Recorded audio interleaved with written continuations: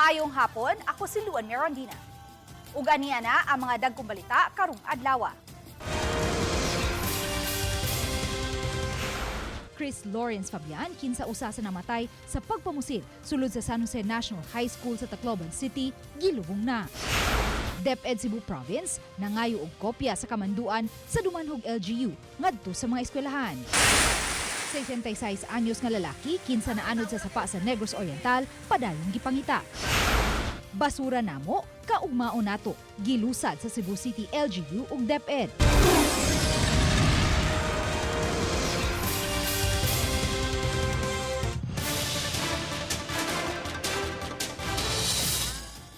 Gilubong na ang usa sa tulo ka mga estudyante nga namatay sa mass shooting incident sa San Jose National High School sa Tacloban City. Hangtod sa katapusan, hustisya ang panawagan sa iyang mga kabanay. Kana uban pa mga hitabo sa lubong sa 15 anyos nga biktima, atong sayran sa live report ni Nico Sereno nga atua karon sa Leyte. Nick, kumusta ang emosyon sa wala pa ilubong si Chris Lawrence? Yes, may mibaha ang luha atol sa paglubong sayo karong hapon ni atong 15 anyos nga batanon. Hustisya ang gipanawagan sa iyang pamilya, iyang mga kaliwat ug mga higala. Gikan sa ilang balay kundin gihimo ang haya, gipagawas ang lungo ni Chris Lawrence Fabian alas 9 kaganihang buntag. Ug naglakaw ang iyang pamilya, kabanay ug mga higala paingon sa simbahan. Sulob nila ang puti nga t-shirt nga dunay nakasuwat nga Justice for Chris Lawrence Fabian. Sa ganghaan sa St. Roch Parish, gisugat siya sa iyang mga kaubang Boy Scouts nga misaludo kaniya. Sa Ricky Mass, gihandom sa pari ang pagkamaayong batanon ni Chris Lawrence. Ug ang iyang bayanihong gibuhat sa pag-ali sa purtahan sa ilang classroom para dili makasulod ang mga shooter. His death, the cruel, violent, senseless, worthy of condemnation, should lead us to seek and work for justice. It should lead us also to make sure that it will never happen again in the sense that we have to make our communities, our families, places where the young can grow, where their dreams can also grow, where we will all be safe. Nahimong emosyonal ang mga mitambong atol sa final viewing sa lawas niya sulod sa simbahan. Sa simenteryo, sa wala paggilubong, subling mihimo og tribute o pagsaludo ang Boy Scout of the Philippines. His death, however devastating, will be in the annals of the Boy Scout movement as an inspiration to other scouts to not to die but to adapt the values that the scouting movement is actually trying to impart to our youth. No? Mibaha ang luha sa miyembro sa pamilya dihang nanamilit kang Chris Lawrence. I love you, Rex! I love you! Mahal ka namin! Uwi ka na lang, love! Uwi ka na lang, love! Subling nanawagan ang inahan sa biktima nga patubagon sa salaod ang 14 anyos kinsa usa sa duha ka mga shooter nga misung sa eskwelahan. Ug kun dili, matud pa maginikanan ang dapat manubag sa hitabo. Magulang po ang dapat managot kung hindi ang 14-year-old. Dahil hindi po biro ang ginawa niya. Nakapatay po siya ng 3. Nakadisgrasya po ng maraming estudyante.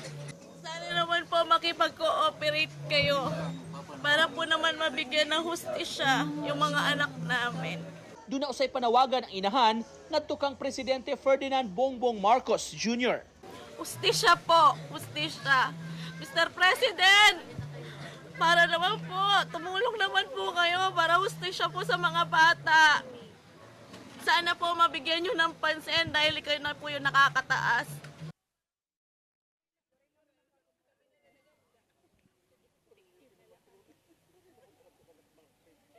Samtang may human kang Fabian ug mga adlaw sab gikatakda ang lubong ni ato ikaduhang biktima si Ayeza Nicole Dazo. Samtang sa sunod adlaw sab gikatakda sab ang lubong sa ikatulo nga namatay ni atong maong insidente si Joyan C. Sipara. Mo kana latest gikan di sa Tacloban, may Daghang salamat, Nico Sereno. Nagpaabot pa og kopya ang DepEd Cebu Province Division sa kamanduan ni Dubanhog Mayor Gungun Hika sa pagpatuman og total ban sa mga tinun-an sa paggamit og cellphone sa sulod sa tunghaan. Sa gipagawas ng official statement sa DepEd Cebu Province, giklaro nila nga padayon ang ilang pagpatuman sa mga programa nga naghatag og kasiguruhan sa seguridad sa mga tinun-an pinasubay sa lagda sa ahensya. Samtang mihatag og katin-awan si Mayor Hika pinaagi sa iyang social media post nga allowed ra ang mga keypad o analog na cellphone. Giklaro niya nga kadtong masakpan nga magdaog cellphone karong buwana, iuli kini apan ang mga ginikanan ang mukuha didto sa buhatan sa principal aron mapasabot mahitungod sa palisiya sa LGU. Apan sugod sa buwan sa Agosto, istrikto na nga ipatuman nga ang masakit nga cellphone sa tapos tuig na kini makuha. Samtang girespeto sa Malacañang ang desisyon sa mayor ug matod pa i-assess ang epekto niini. Apan adunay reservation si Palace Press Officer Yuse Claire Castro sa planong pag-confiscate sa mga mobile phones. Maganda naman po yung kanyang layunin para po mas magkaroon ng concentration ang mga bata sa kanilang pag-aaral. Hindi ko lang po masasabi kung ang penalty ay nararapat, kung ito ba ay reasonable. Padayon karong gipangita ang 66 anyos nga lalaki human gikatahong gianod sa kusog nga bulog sa tubig sa sapa ang iyang payag nga nahimutang sa Barangay Malo lungsod sa Siaton sa Negros Oriental kagahapon Hunyo 29. Ani ang report. Gisuwayan unta sa mga sakop sa Philippine Coast Guard ug sa local rescue sa pagpangita sa nahanaw nga senior citizen apan napakya sila. Karong adlaw, gipadayon ang gihimong search and rescue operation sa senior citizen nga na missing. Matud sa Municipal Disaster Risk Reduction and Management Office sa lungsod sa Siaton nga haduol lang sa sapa ang payag sa senior citizen dihang kalit lang ang mihapak ang kusog nga baha. Sa video sa Kapobre Vlog, makita ang atop sa payag nga gianod sa baha. May mga sakayan usab nga hapit ang gianod sa kusog nga tubig sa sapa. Matud sa Siaton MDRMO Action Officer Vincent Macabali nga naginusara na lang ang senior citizen nga nagpuyo sa payag. Ang iyang asawa ug mga anak nagpuyo sa laing panimay nga luyo lang sa sapa. Wala pay pamahayag ang pamilya sa biktima. Samtang na po ka mga balay ang apektado sa baha sa Barangay Mantuyop, Siaton kagahapon sa hapon. Gibaha usab ang National Highway sa Barangay Mantuyop. Matud sa video uploader nga kalit lang kaayon hitabo ang pagbaha sa hapit na mulapa sa tulay. Apektado usab ang mga punuan sa Balete, mga kawayan o guban pang mga kahoy haduol sa sapa. May mga mananap usab ang gianod sa baha. Sa pagkakaron, padayon ang assessment sa MDRMO ug sa mga barangay nga apektado sa pagbaha. Kung sa Malo, sir, na reported na naanod, so para karon pa, sir, mag-conduct na po ng search and rescue retrieval operation, ba na PCG.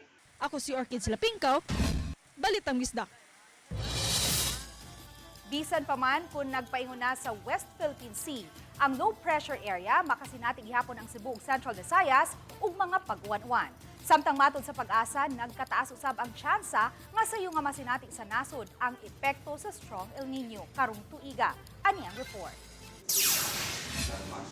Alas 8 kaganihang buntag, ana-ana sa kadagatan sa Romblon ang low pressure area samtang padayon kining naglihok paingon sa West Philippine Sea. Matud sa Pag-asa, karong gabii ubak ugma sa buntag, ana-ana kini sa West Philippine Sea ug gipanglantawang didto kini mamahimong bagyo. Hangtod nga makagawas na kini sa Philippine Area of Responsibility. Apan bisan pa man niini, masinati gihapon sa Cebu ug sa Central Visayas ang hinay ngadto sa igo-igo nga gikusgon sa uwan ug panagsang pagbunok sa uwan ilabi na sa hapon hangtod sa gabii. Ang expected na to ni napay mga mo develop kani mga thunderstorm kay sige pa karong build up sa mga cloudiness and combined effect na siya sa low pressure area ug kanang hydrological cycle na to nga daily routine sa development sa mga cumulonimbus cloud kanang thunderstorm cloud. Sa pikas bahin, bisan pa man sa nasinating pag-uwan-uwan, matod sa Pag-asa, nagpadayon gihapon ang hulga sa epekto sa strong El Nino nga masinati sa nasod karong tuiga. Base sa meteorological assessment sa Pag-asa, Usa ang Cebu sa mga dapit sa nasod nga nakasinati og dry spell kun tulo ka sunod-sunod nga buwan nga menos ang pag-uwan. Sa data sa Visayas Pag-asa Regional Services Division, sukad Abril hangtod Hunyo karong tuiga nasinati sa Cebu ang below normal rainfall amount. Matod ni Engineer Al Kiblat, Chief sa Visayas Pag-asa Regional Services Division, nga sa latest ENSO assessment, nabantayan ang taas nga pagsaka sa sea surface temperature anomaly, nagpasabot nga masayo nga masinati sa nasod ang epekto sa strong El Nino karong tuiga. Kining atuang giatubang karon nga La Nina condition in the Eastern and Central Pacific na ay high chance nga mo intensify into first strong El Nino in the season of August, September, October. And then before the end of this year, very strong El Nino. Matod sa Pag-asa, katapusang nakasinati og dakong kadaot ang Cebu ug Central Visayas mugna sa strong El Nino sa hinapos nga bahin sa 2023 ug nilungtad kini hangtod sa unang bahin sa 2024. Samtang niadtong 2015 hangtod 2016 nasinati usab sa nasod ang very strong El Nino. Uban ni Marlon Melgazo, Luan Merondina, Balitang Bisdak. Temporaryo unang hunungon ang operasyon sa firing range sulod sa Naval Forces Central hangtod nga makakomply ang NAVFORCEN sa mga rekisitos nga gikinahanglan sa pagmontar og firing range.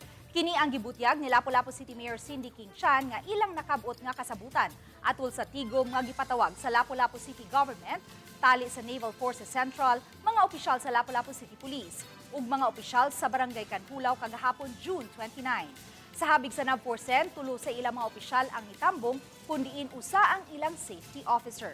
Nitambong usab sa tigom ang panguho sa Regional Civil Security Unit 7 nga si Police Colonel Elmer Cinco. Matod sa mayor nga naestablisyar atol sa ilang tigom nga sa NAVFORCEN gikan ang mga saag nga bala nga nakaigo sa tulo ka mga panimay sa Barangay Canhulaw nga nahitabo sa tulo ka managlahing adlaw ning buwan sa Hunyo. Sa pakutlo ning balita, wala pa nitubag ang NAVFORCEN sa gipadang nga mensahe sa Balitang Bisdak aron unta makuha ang ilang habi. Until ma-register or ma-accredited sa katong sa PNP, emphasize to them na ang safety gyud sa atong katawhan mo atong priority. Gipusil sa usa ka hitman ang usa ka lalaking naglakaw sa karsada sa May Carlac Street, Barangay San Nicolas Proper, Dakben sa Sugbo. Ang biktima usa ka 36 anyos nga lalaki kinsa nada sa tambalanan ug anaa sa luwas nga kahimtang. Base sa CCTV footage, makita kining suspect nga naglingkod sa motor nga nagparking nga daw dunay gipaabot, samtang dunay gitan-aw sa iyang cellphone. Taod-taod nakita nga naglakaw ang biktima ug niagi sa dapit diin naglingkod ang suspect. Nikanaw ang hitman gikan sa iyang motor ug milakaw nga adunay gikuha sa iyang hawak. Wala na makuha og video ang sunod nga panghitabo. Gisusi pa sa kapulisan ang motibo sa pagpamusil.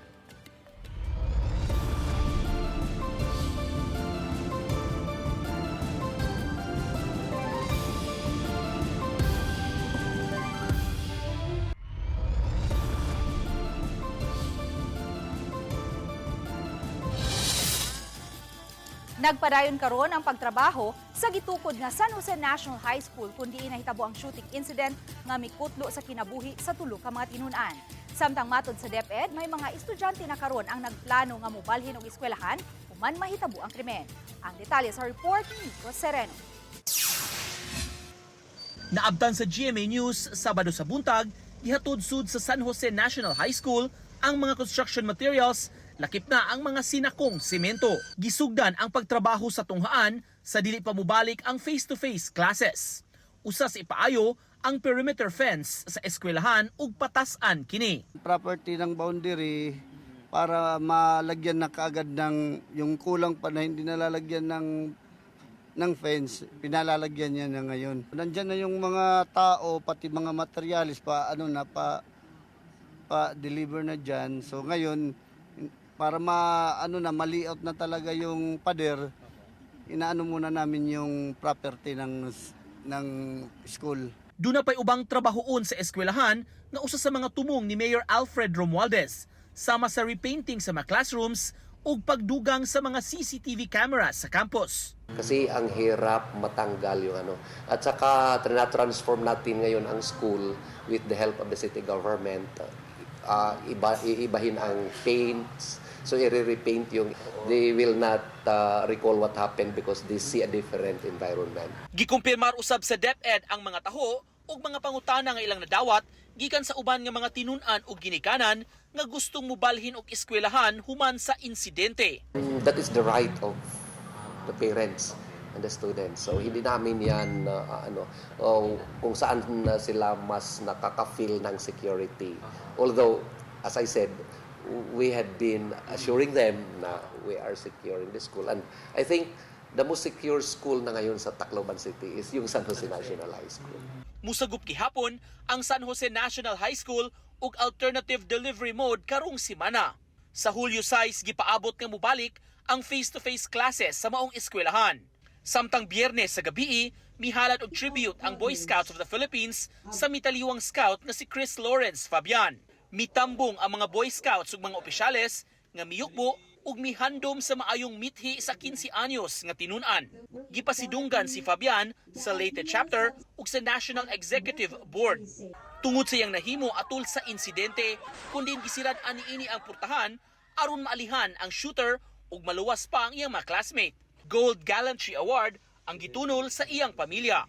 His final act was one of uncommon bravery, a testament to the Scout oath and law that he faithfully lived. While we deeply mourn the loss of a young life filled with promise, we also celebrate a legacy that will continue to inspire generations of Scouts and Filipinos. Dungan usab nga misaludo ang mga Scout kang Chris Lawrence ug pag-awit sa classic Boy Scout song nga On My Honor. On my honor, I will do my best to do my duty to the Republic of the Philippines and to obey Scout law. Karong simanahan nagkatakda ang paglubong sa tulo ka mga biktima nga mga estudyante sa maong pagpamusil. Uban ni Godfrey Relien ug Philip Patricio, Nico Sereno, Balitang Bisdak. Gipaniguro sa National Bureau of Investigation nga magpabilin nga usa ka peace zone o dapit sa kalinaw ang mga tunghaan sa rehiyon aron di na masubli pa ang susamang panghitabo sa Tacloban City. Ang report ni Alan Domingo. Buot masiguro sa NBI Sevro ang kaluwasan sa matinun-an ug magtutudlo sa matunghaan. Kini ang gimugatan sa bag-o nga Regional Director sa NBI Sevro Attorney Dominador Sima Franca base usab sa mando sa ilang uluhang buhatan. Gikidakda silang magpahigayon og information campaign sa pakigalayon sa mga tunghaan ug LGU sa rehiyon diin mag-una niini ang sugbo. Magsintro kini sa cybersecurity diin tudluan ang mga tinun-an sa pagpanalipod sa personal data, pag-ila og mga scam og uban pa. Apil usab sa taha sa NBI ang pagpahigayon og physical security ug campus safety preparedness din apil nini ang active shooter drill. Karong buwan sa Hulyo, sugdan ang programa sa pagkig-alayon sa mga stakeholders. Marching orders was also given for NBI Sevro to aggressively coordinate with our local academic institutions to maintain schools as peace zones.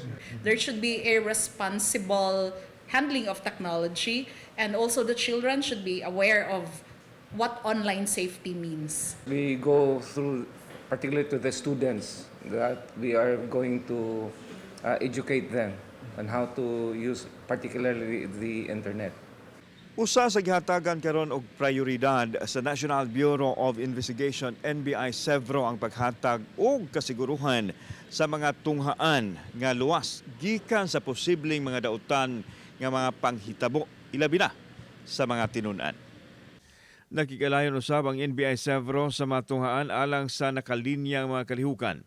Samtang gipahibaw sa NBI Director nga prioridad sa ilang ahensya ang pagsanta sa mga krimen sa abag usab sa mga lain-laing ahensya ug sa komunidad. To uphold the rule of law, protect the rights of citizens, and ensure accountability across all sectors. Kauban si Clover Lumayag, ako si Alan Domingo. Balitag Bisdak. Gitanyagan sa Lapu-Lapu City Government og skills training o gipanghatagan usab og tag na po ka kilong bugas ang 49 ka mga distressed OFW nga mga taga Lapu-Lapu City. Ani ang report. Gitapok kaganihang buntag sa gawas nga bahin sa Peso Lapu-Lapu ang 49 ka mga OFW nga pulos taga Lapu-Lapu City. Sagad kanila mga OFW nga apektado sa gubat sa Middle East. Samtang ang usa na biktima sa love scam sa nasod sa Cambodia. Matod sa 29 anyos nga OFW nga taga Barangay Basak, nadani siya sa gitanyag nga trabaho sa nasod sa Cambodia nga iyang nakita nga gipost sa social media. Delivery rider siya kaniadto ug may tulo ka mga gagmayng anak, busa ang tanyag nga $1,000 kada buwan nga sweldo. Sa matod pa usa ka call center sa Cambodia, iya dayong gi-applyan. Ug tuod man, nakalarga siya niadtong September 2025. Apan human sa tulo ka buwan, gi-raid ang iyang gitrabaho ang kompanya. Busa, inay nga siya ang magpada og kwarta sa iyang pamilya sa Pilipinas, siya na hinuon ang gipadad-an aron aduna siya ikasustiner sa pang-adlaw-adlaw nga panghinahanglan. Wala ko na aware ana ba nga kuan ba kanang tingnan nga panghitabo mao nga na kuan jugo kanang na-scam ko sa trabaho. Kasi ako po ko sa sweldo kay $1,000 ko no. Moto nakakuan ko kanang ni grab ko nga anang nga trabaho. Niadto lang Hunyo 10 nakauli sa Pilipinas pinaagi sa abag sa Peso Lapu-Lapu, Department of Migrant Workers ug Overseas Workers Welfare Administration. Karon, mas piliun niyang sa Pilipinas na lang manrabaho. Balaga ng ginagmay basta kanunay. Lesson learned pud to nako nga kanang dili basta-basta moto sa mga online ana. Sa tigom kaganiha sa mga OFW, giapuran sila og tag na po ka kilong bugas sa Lapu-Lapu City Government. Gitanyagan usab sila og training sa high-speed sewing. Matod ni Kim Francisco, Peso Manager sa Lapu-Lapu City, nga duha ka mga kompanya ang nakigtay-up karon kanila sa training nga himuon. 16 days training lang ni ang kining training nato sa Manpower Human Development Training Center.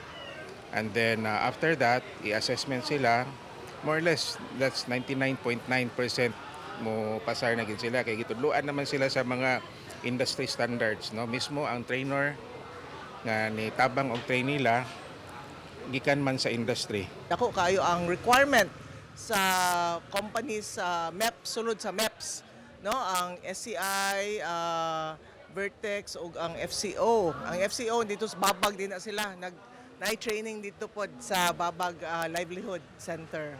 Gawas ni ini, may pasiugdahan usab nga duha ka local job fair ang Peso Lapu-Lapu karong Hulyo diin mamahimo usab nga maka-apply ang mga OFW nga nawad-an og trabaho. Uban ni Marlon Melgazo, Luan Mirondina. Balitang Bisdak.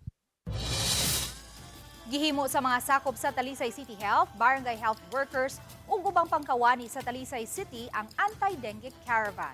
Nagsaba-saba nga nilibot sa nagkadiyang dapit sa Talisay City kining mga sakyanan sa Talisay City Health, ilabi na ang mga rescue services nga nagsubay sa dan. Mapasudlunon o sa National Highway man, kini aron pagpahinumdum sa mga Talisaynon sa pagpanglimpyo, pagyabo sa mga napundo nga tubig ug uban pa aron batukan o malikayan nga masakit sa dengue. Ilabi na nga kanunay na usab nga masinati ang mga pag-uwan. Lakip na sa pagpahinumdum ni ini nga kung adunay hilantan o adunay mga sintomas sa dengue sa pagpa-check up yun. Bisa na diha sa barangay health centers. Samtang gisunod usab dayon human sa caravan ang misting operation. Gihimo kini sa mga sakop sa Anti-Dengue Task Force diha sa barangay Dumlog.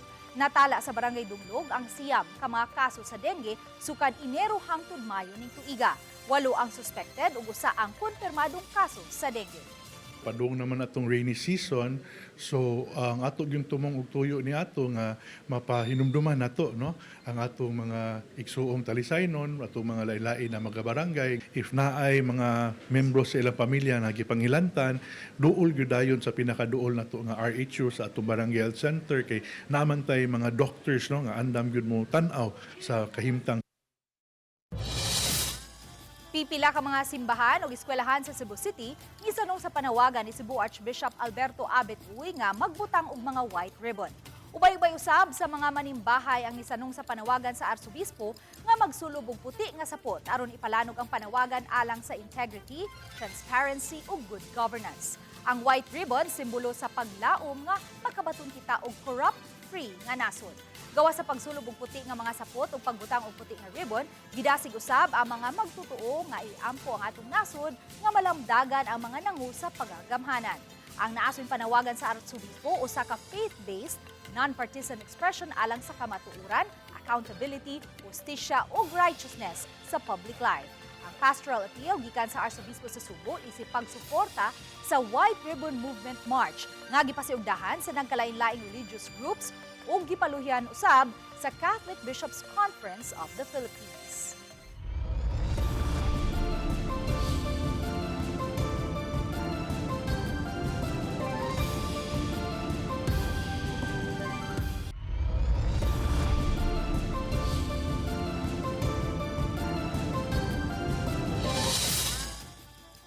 Basura namo kaugmao nato. Kini ang programa sa Cebu City Government sa pagpakig-alayon sa Department of Education nga salmutan sa 135,000 ka mga public school students isip mga basura warriors. Kung unsa kini atong sayran sa report ni Alan Domingo.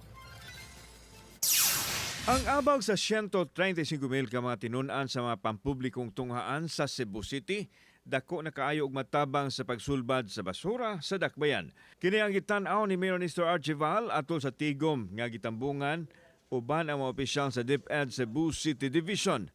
Sa linghod nga pangidaron, tudluan ang mga bata sa paghipo sa mga basura sa gaan nga proseso.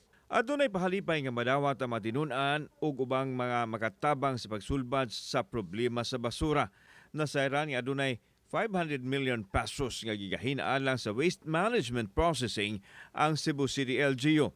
Dugang sa mayor nga mugahin ang dakbayan og 50 ngadto sa usa ka 2 milyon ka pesos alang sa incentive sa matinunan, inay mahiadto tanan sa landfill ang kwarta. Next year, what we're going to do is to put a budget for a certain amount, probably 50 million or 100 million, para sa incentive sa mga bata o katong mga tao nga nitabang ang mga bata makakuha sila certain incentive kaysa ang landfill mo ay makadawat sa kwarta. Sa pagkakaron, nagpadayon ang problema sa dakbayan sa paghipos sa mga nakuliktang basura. Humandi pa sila makalabay og basura sa Binaliw landfill. Ang landfill sa lungsod sa Alguinsan ang ilang gilabayan sa tuni-tuniladang basura nga migasto og kapin 4 milyones pesos kada adlaw. Kauban si Marlon Melgaso, ako si Alan Domingo. Balitang Bisdak.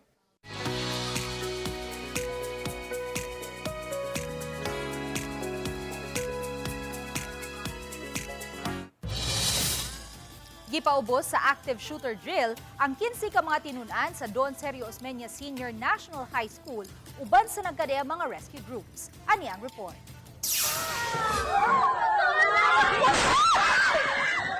Gihimong basihan sa active shooter drill ang nahitabo sa San Jose National High School sa Tacloban City niadtong milabayng Lunes diin duha ka mga lalaking estudyante sa eskwelahan ang random nga namusil sa mga estudyante sulod sa school campus. Ug tungod kay Domingo ang training nga gipasiugdahan sa Philippine United Emergency Rescue Services Alliance, kining 15 ka mga tinun-an nga mga sakop usab sa Surgeon Emergency Response Team ang lakip sa gipaubos sa simulation ug training. Gitudluan sila sa mga angayang buhaton kung adunay active shooter nga makasulod sa school campus, sama sa pagsiguro nga makatago sa labing luwas nga dapit sa eskwelahan ug motawag dayon og rescue. Lakip sa gitudlo kanila ang pagsiguro nga magpabiling kalmado samtang nagpaabot sa rescue ug siguroong di makasulod sa classroom ang shooter. Gitudluan usab sila sa mga hand gestures sama sa pag-isa sa ilang kamot kung moabot na ang mga responding police ug ang rescue teams aron di maaan nga suspect. Matod ni Dr. Ted Isguera, combat medic ug instructor sa training, nga mahinungdanon nga mapaubos sa training sa nagkadayang emerhensiya ang mga estudyante sama sa active shooter drill. Ang training para ma-address ang multi-hazard scenario, particularly sa anthropogenic hazards na kung saan na-induce ng tao. So katulad ng mga hostilities like bombing or shooting incident. Dungan nga gipaubos sa specialized civil training ang nagkadeang mga rescue groups diin gitudluan sila sa mga life-saving techniques sa mga high-risk scenarios sama sa active shooter incidents, terrorist attacks ug ubang mass casualty emergencies. Most common cause of preventable death is bleeding, and number 2 is tension pneumothorax. And hopefully, with the takeaway message, with the skills that they get, they will be more prepared to deal just in the event, God forbid, a similar situation crops up. Matod sa founder sa Philippine United Emergency Rescue Services Alliance Inc. kon Puwersa nga nakikihinabi na sila sa principal sa Don Sergio Osmeña Senior National High School aron mapaubos gayud sa active shooter drill ang tanang mga estudyante ug teachers sa naasong tunghaan. Napili ang Don Sergio Osmeña Senior National High School nga mo'y unang napaubos sa training tungod kay ang rescue team sa eskwelahan nahasakop man sa puwersa. So we are planning to have a drill wherein the teachers and the students will be involved so that when the time come, we don't know when this emergency will come here in Cebu or in any places, our schools, our students and our teachers are ready to respond in this scenario. Maghimo gid mi kamo ang kuan ma'am, ang kaugalingon nga kuan din amo sa cascade po ni sa mga kauban namong teachers. Samtang gikonpermar usab sa advisor sa Surgeon Emergency Response Team nga sa nakalabayng mga tuig, nakasakmit na sila og mahait nga hinagiban nga gida sa usa sa ilang mga estudyante sulod sa eskwelahan. Ako personally nakakuan gid ko ato naka-embargo mi diya mi sa gym na kinilugay. Yan ingoy ang pasang ilang isparada daw sa kuan kaning bisikleta niya, pero for me consider gito as deadly weapon since dili to siya normal nga gitas-on ba. So mo na among gikuan karon nga kuan kanang stricto gid ang sa security. Sa nahitabong pagpamusil sa usa ka eskwelahan sa Tacloban City, mas gihigpitan na nila karon ang seguridad sa eskwelahan ug gisigurong nag-function ang tanang mga CCTV. Ang Don Sergio Osmeña Senior National High School adunay 3,000 ka mga estudyante sa day and night classes niini. Uban ni Cleofer Lumayag, Luan Mirondina, Balitang Bisda. Makaangko na og mas limpyo nga tubig ug malungtaron nga panginabuhian ang Badjao community sa Barangay Mambaling sa Dakban sa Sugbo subay sa gihatag nga ayuda sa Japanese non-government organization. Sayra nato ang ilang act of kindness sa report ni Alan Domingo. Nagginahanglan og limpyong tubig nga magamit ang Badjao community nga nahatagan og katumanan pinaagi nining usa ka makina nga maoy mosala ug mo proseso sa tubig aron ilang magamit. Kini ang water purifier nga gihatag sa Japanese NGO apil ng ilang Cebu counterpart. Gihangop kini sa mga tao kinsa excited kaayo sa ayuda nga gipaambit kanila. Apil na ang 90 anyos nga si Terry Alisbo kinsa natandog nga adunay nagpakabana kanila. Usaha dili. Usaha maagas.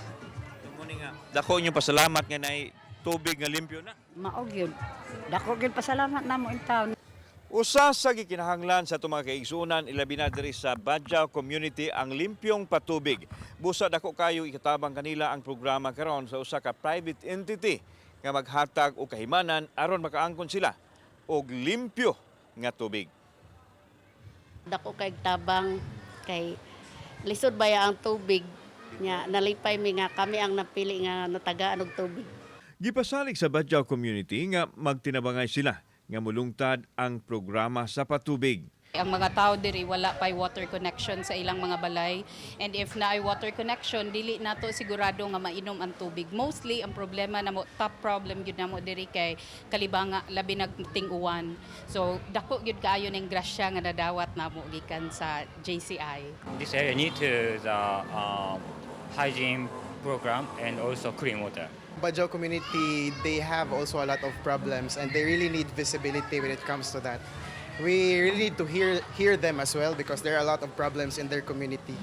Samtang, bansayon usab ang kababayenan sa paghimo og sabon nga dili lang nila magamit kundi ila pang himuong negosyo. Badjao community people make hand soap to sell our connection and get money. Kauban si Marlon Milgaso ug Rod Prado. Ako si Alan Domingo. Balitang Bisdak. Giduso sa Mandawi City LGU nga mapatasan ang madawat nga honorarium sa mga job order personnel ug clean and green employees. Usa kini sa nahisgutan sa sesyon sa konseho, agi og tabang sa mga empleyado nila. Giplano nga aumentuhan og 15 pesos matag adlaw ang honorarium sa mga job order personnel. Mato ni Konsehal Joel Seno, kapinasa 2 ka tuig ang nakalabay. Sukad na paumentuhan ang suhulan sa mga job order personnel. 435, but the mayor wants to increase that by 15 pesos daily. So they will be receiving 460. 435 plus 15, 450. So yes. And for the Cane and Green, presently they are receiving 4,500. The mayor wants that to be increased by 300. So that will be amounting to 4,800 monthly. Tungod sa pag-uwan nga nasinati niadtong weekend, usa ka parte sa Dan and Bacalso sa habig sa Barangay Bulacau sa Talisay City ang nakasinati og pagbaha niadtong Sabado sa hapon. Tungod kay ubos sa tuhod ang lebel sa tubig baha, nakaagira gihapon ang mga motorista sa karsada. Sukwahi kini sa nangaging katuigan diin ang lebel sa baha niabot sa hawak sa tao na di na maagian sa mga sakyanan. Human milabay ang 45 minutos ni hubas radayon ang baha, lahi sa una nga mulanat pa og pipila ka oras. Nagpasalamat si Bulacau Barangay Captain Banjo Abastilla sa padayong pagpalambo sa ilang drainage system. Kasamtangan karon nga gitrabaho ang phase 2 sa drainage sa sudlunong bahin sa Bulacau ug gikatakda kini nga mahuman sa sunod semana. So far, na siya sa mga 80% na iyang completion. This week or next week, masumpay na siya. Well, nindot na ang pag-flow sa tubig kay mo-cater naman sa volume ng water gikan sa National Highway. In fact, atong bag-oron, nga kusog kayong uwan, although nga naay surface water sa may PLDT, pero pasabol siya sa mga sakyanan. Ug mao kadto ang labing dako og nag-unang balita sa Central ug Eastern Visayas. Daghang salamat mga kapuso. Ako si Luan Merondina. Kami ang GMA Regional TV Balitang Bisdak. Maayong hapon mga kapuso.